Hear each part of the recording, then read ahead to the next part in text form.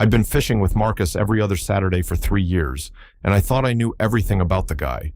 We'd stand knee-deep in the Cascade River, talking about work stress and bad dates, and whether the Mariners would ever make the playoffs again. He was the kind of friend who showed up with coffee exactly how you liked it, who remembered your mom's birthday, who never made you feel stupid for not knowing the difference between a dry fly and a wet fly, even though he'd been fishing since he was 6. So when he suggested we do a weekend trip to that cabin his uncle owned up near Lake Chelan, I didn't think twice about it. Just 2 guys, some beer, better fishing than we'd get in our usual spots. Made perfect sense. I should have known something was different when he texted me the confirmation. Got us booked for the weekend. You're gonna love this place. No details about sleeping arrangements, and I didn't ask, because why would I? We'd crashed at each other's apartments before after late nights, shared hotel rooms at his cousin's wedding last year. It wasn't a thing, except this time, apparently, it was going to be a thing, and I just didn't know it yet. The drive up took about 4 hours, winding through mountain passes with Marcus playing his folk playlist that I pretended to hate, but secretly loved. He had this way of humming along off-key that made me smile even when I was trying to focus on the road. We stopped at a gas station in Leavenworth, and while he was inside getting snacks, I caught myself watching him through the window. The way he moved, casual and confident, picking up a bag of Cheetos and then putting it back, going for the pretzels instead.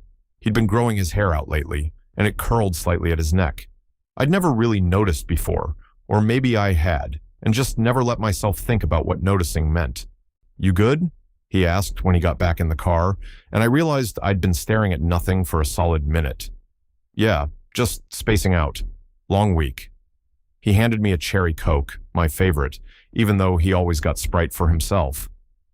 "Well, we've got 2 days of absolutely nothing to do except catch fish and drink beer and avoid all adult responsibilities. I'm thinking this is exactly what we both need." The cabin was smaller than I'd pictured, tucked into a stand of pine trees, with the lake visible through the branches. It was beautiful in that rustic way, all dark wood and a stone fireplace, a porch that wrapped around the front with 2 rocking chairs that had definitely seen better days.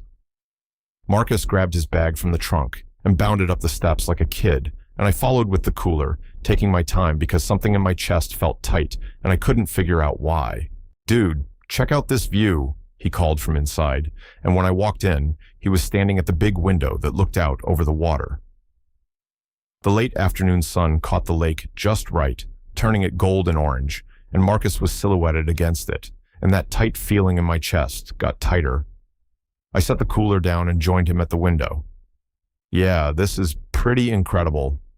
"Told you," he said, bumping my shoulder with his. "Uncle Ray knows how to pick a spot."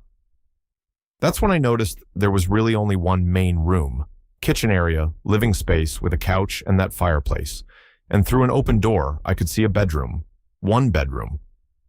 I walked over and looked in, trying to be casual about it, and there it was. One bed. A queen, maybe, with a thick plaid comforter and pillows that looked like they'd been there since the 90s. I started, and my voice came out weird, too high. "Sleeping situation?" Marcus appeared behind me, close enough that I could smell his deodorant, something woodsy that I'd never paid attention to before this exact moment. "Yeah, I know. Uncle Ray said there used to be bunk beds in the loft, but he got rid of them last year. I can take the couch if you want. It looked pretty comfortable." "No, don't be stupid. We can share. We're both adults." "You sure?" He was looking at me with this expression I couldn't quite read, something soft around his eyes. "Yeah, of course. Not a big deal." Except it felt like a big deal, standing there in the doorway of this bedroom with Marcus so close I could hear him breathing, and I had no idea why. We'd shared a bed before. This was fine. This was normal. We spent the rest of the afternoon getting settled, bringing in supplies, arguing about whether we needed to start a fire yet, or if it was warm enough without one. Marcus won, like he usually did, and soon he had a decent blaze going while I unpacked the food. We'd brought steaks for dinner, potatoes to wrap in foil, all the classic camping food even though we had a full kitchen. It felt right, cooking over the fire, standing next to each other with beers in hand, talking about nothing important. Remember that time you hooked your own jacket? Marcus said, laughing into his beer. I was distracted. You were telling that story about your sister's cat. That cat is a menace, and you know it. But yeah, watching you try to unhook yourself while pretending it was totally fine was the highlight of my month. Glad my pain brings you joy. Always, he said, and there was something in his voice, something warm and genuine that made me look at him. He was already looking at me, and for a second we just stood there, fire crackling between us, and I felt something shift, like a door opening in a room I didn't know existed. I cleared my throat and turned back to the steaks. These are almost done. We ate on the porch as the sun went down, talking about work and his sister's upcoming baby and whether we should get up early to fish or sleep in. Marcus had this way of listening, really listening, where he'd ask follow-up questions and remember details from conversations we'd had months ago. Sitting there with him, watching the stars come out over the lake, I felt more relaxed than I had in weeks, maybe months. Can I ask you something? Marcus said, setting down his empty plate.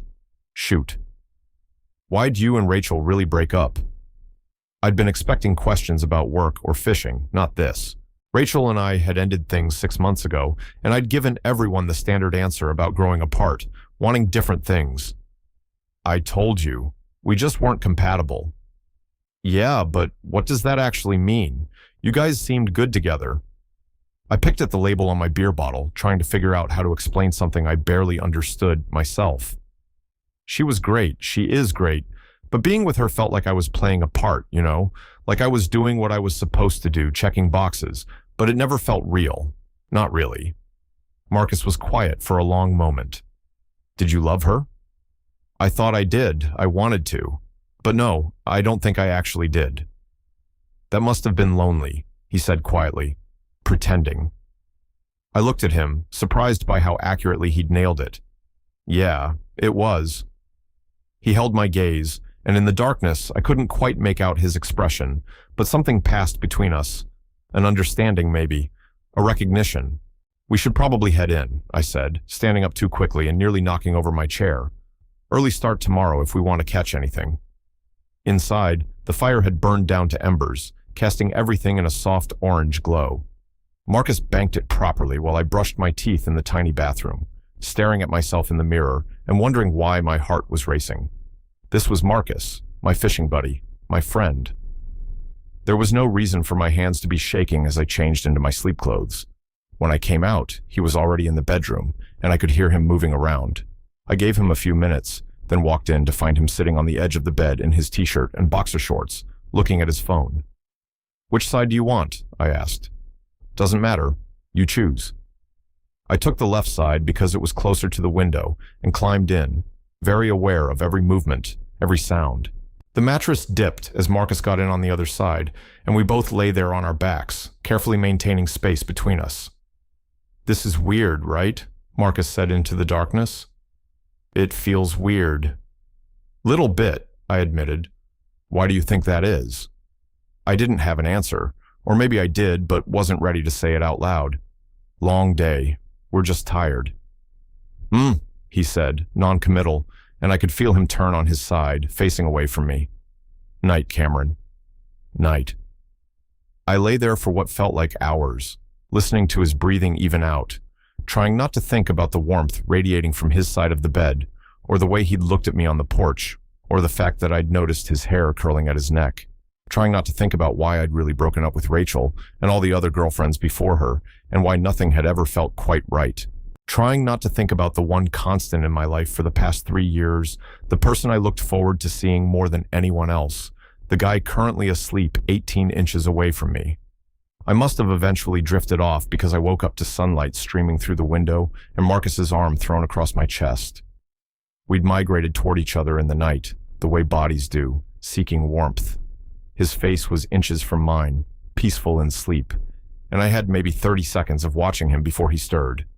His eyes opened, focused on me, and I saw the moment he realized where his arm was. Sorry, he mumbled, pulling back. It's fine, I said, even though the absence of his weight felt wrong. Body heat. Makes sense.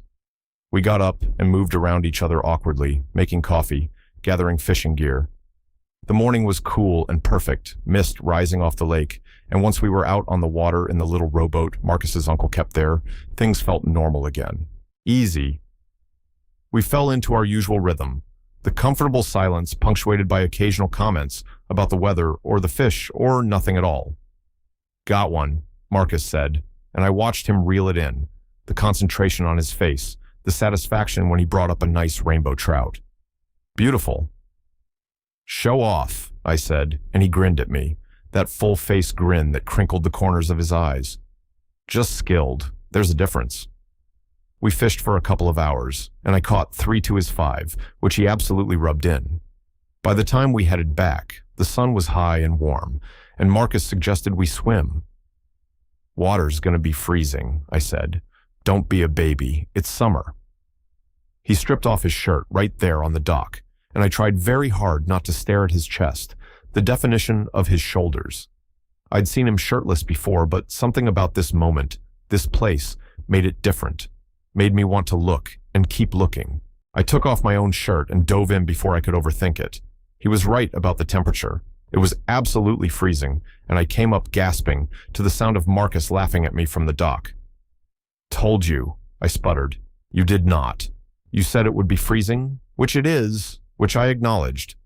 He dove in next to me, coming up with his hair slicked back, water droplets on his eyelashes. "But it's worth it." We swam out toward the middle of the lake, racing each other, and for a while it was just pure fun, uncomplicated. But then we were treading water, facing each other, and Marcus said, "Can I tell you something?" My heart started pounding again. "Sure." "I didn't book this trip just for the fishing." "No." He swam a little closer. "I mean, yeah, the fishing's great, but I wanted time with you, just us, away from everything else." "We hang out all the time," I said, but my voice sounded strange. "Not like this, not where we can just be ourselves without anyone else around." He paused, and I could see him working up courage. "Cameron, I think you know what I'm trying to say." I did know. I'd known since last night, maybe longer, maybe since the moment he'd suggested this trip. But hearing him say it out loud was different. It made it real. "Marcus, you don't have to say anything. I just needed you to know that I see you, really see you, and that these Saturdays we spend together are the best part of my week. Every week. And I think maybe they're the best part of yours too." He was right. God, he was so right, and I'd been lying to myself about it for years. All those girlfriends I'd tried to love, all those times I'd felt like I was going through the motions. It was because the person I actually wanted to be with was right here, had been here all along. "They are," I said, "the best part." His face transformed, hope and relief and something deeper. "Yeah? I've been so stupid. I kept trying to make myself fit into what I thought I was supposed to want, and the whole time what I actually wanted was..." I gestured helplessly between us. "This, you." Marcus closed the distance between us, and suddenly we were inches apart, treading water, and I could see gold flecks in his brown eyes I'd never noticed before. "Can I kiss you?" he asked. Instead of answering, I kissed him first, and it was like coming home, like every piece clicking into place. His lips were cold from the lake water but soft, and when he pulled me closer, I wrapped my arms around him and forgot about treading water, forgot about everything, except the feel of him against me and the rightness of it all. We broke apart, both breathing hard, and he laughed. "We're gonna drown if we keep this up." "Worth it," I said, and kissed him again, quick and sweet, before we swam back to the dock. We spent the rest of the day in a kind of blissful haze, unable to stop touching each other, making up for lost time. We made lunch together, and Marcus kept stealing kisses while I was trying to cut vegetables. We sat on the porch, and I leaned against him while he played with my hair. Every casual touch we'd shared before had been loaded with unspoken feelings, and now we could finally acknowledge them. "Why didn't you say something sooner?" I asked as we watched the sunset. "Honestly, I was terrified. You're my best friend. If I'd read it wrong, I would have lost you." "You wouldn't have lost me." "I couldn't risk it. But then I thought about spending the rest of my life watching you date people you didn't really love, and I realized that was worse than the risk." He squeezed my hand. "Plus, you kept looking at me in this certain way, And I thought maybe, just maybe. What way? Like you were seeing me for the first time, like you were figuring something out. I had been. I'd been figuring out that the person I'd been looking for was already in my life, that love didn't have to be complicated or feel like work. It could be as simple as Saturday mornings and terrible jokes and someone who knew how you took your coffee. That night, we lay in bed facing each other, and there was nothing awkward about it. Marcus traced patterns on my arm, and I played with his hair, and we talked about everything. About how long he'd known, about my fears, about what came next. I don't want to rush this, I said. I'm still figuring things out. We'll go at whatever pace you need. I've waited 3 years. I can be patient. 3 years? Since the day you fell in the river and came up laughing instead of pissed off. That's when I knew. I kissed him, slow and deep, trying to pour everything I felt into it.